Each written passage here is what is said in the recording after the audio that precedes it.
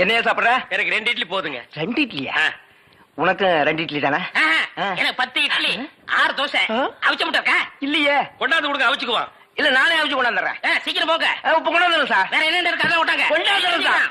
ஏண்டா நாளைக்கெல்லாம் நீ சாப்பிடவே மாட்டியா? இங்க பாருங்க, கண்ணு வைக்காதீங்க, அப்புறம் கண்ணி வேலையா எங்க அக்கா சொல்லிடுவேன். என்னடா எப்ப பார்த்தாலும் கன்னிகளிலே சொல்ற? அதுக்கு ஒரு கெடு வச்சிருக்கியா? சொல்றேன், இன்னைக்கு நான் கழிச்சிடுறேன்.